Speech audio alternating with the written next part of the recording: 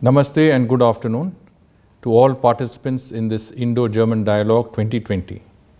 My special greetings to His Excellency Mr. Niels Annen, Minister of State at the German Federal Foreign Office, who is with us today. I recall with great pleasure my meeting with him from earlier this month in Berlin. This dialogue is an outcome of the 5th intergovernmental consultation that was held in November 2019.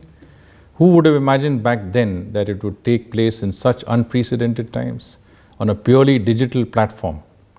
But here we are, and it is good to see how quickly we have transformed ourselves to adapt to the challenges that the pandemic has imposed on all of us.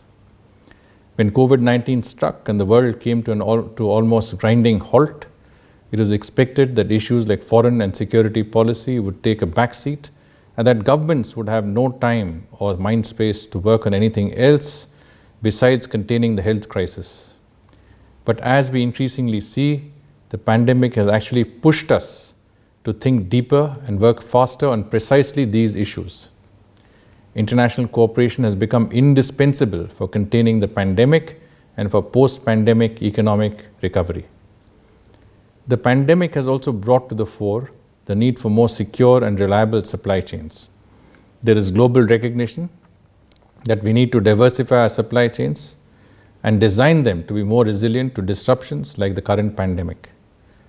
We also see this as an opportunity to make India, in the words of the Prime Minister, an active manufacturing hub placed at the heart of global value chains.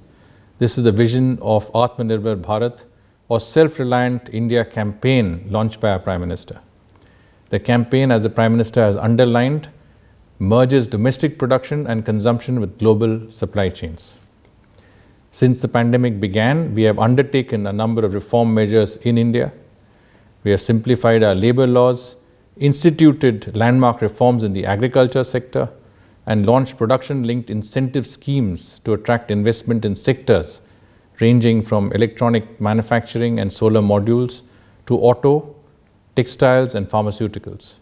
We have also liberalized and incentivized the small and medium enterprises sector and look forward to further enhancing our partnership with Germany's Mittelstand ecosystem in this context.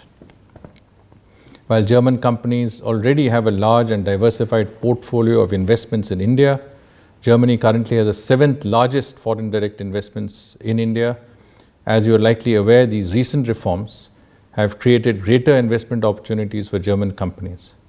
German companies can ramp up their investments in India in a way that can decisively change our current paradigm. We also see great potential for collaboration between our two countries in the area of digitization, startups, innovation and new and emerging technologies such as artificial intelligence. Some work is already being done in this area.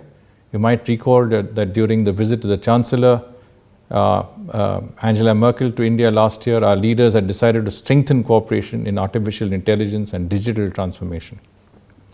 Our government has placed great emphasis on liberalizing the tech and innovation industry in India. The Prime Minister, speaking at the Bengaluru Tech Summit last week, noted how we have not only created a market for digital and tech solutions, but also made technology a key part of all government schemes.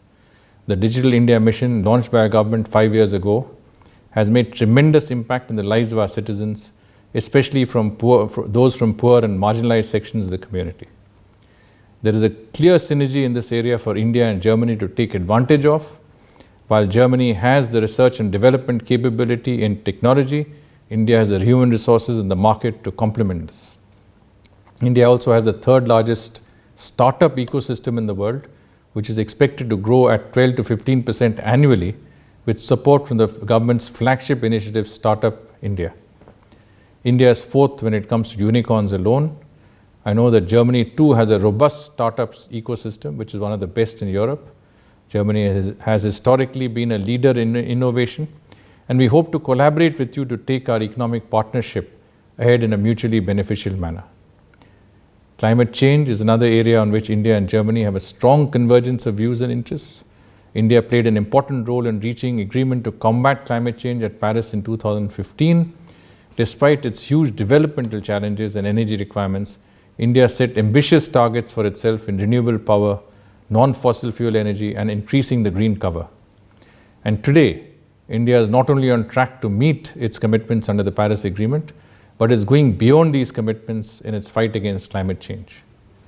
Germany also has ambitious targets, and with its cutting-edge climate-sensitive technologies, can partner with India in significantly tackling this challenge. We also look forward to Germany joining the International Solar Alliance. When I visited Berlin last month, I had the opportunity to hold consultations with the federal government, think tanks, academia, media, etc. I found one topic to be of more than usual interest, that of the Indo-Pacific. India's vision of the Indo-Pacific is outlined by our Prime Minister in a speech at the Shangri-La Dialogue in Singapore in 2018. At that time, he called for a free, open, and inclusive order in the Indo-Pacific, based on respect for the sovereignty and territorial integrity of all nations, peaceful resolution of disputes through dialogue, and adherence to international rules and laws. At the Shangri-La Dialogue, the Prime Minister also spoke about the doctrine of security and growth for all in the region, or SAGAR, which guides our approach to the Indo-Pacific. In accordance with the vision of SAGAR, the word stands for ocean in Sanskrit and other Indian languages. India has been active in providing humanitarian assistance and disaster relief and extending development assistance to countries in the region. The most recent example was the quick response to calls for assistance from Mauritius in tackling its oil spill offshore, and Sri Lanka in dealing with the tanker fire off its shores. Germany has also released its Indo-Pacific guidelines earlier this year, and we welcome this development. We are also happy to note the high degree of convergence between India and Germany on the Indo-Pacific. We look forward to working with Germany in advancing practical cooperation in the Indo-Pacific region to ensure security and growth for all.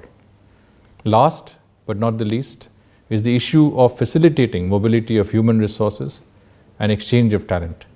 India has a large demographic dividend. Today we are one of the youngest countries in the world. This can be leveraged by Germany and the EU for their benefit through migration and mobility agreements. There are also opportunities in the areas of higher education. Germany is already the fourth most preferred country for Indian students for pursuing higher education. There was an increase of about 21% last year in the number of students going to study in Germany. I once again express my satisfaction at seeing this dialogue take place, and I am certain that the discussions today will throw up some interesting ideas and initiatives for us to work on in the near future. I thank you. Namaskar.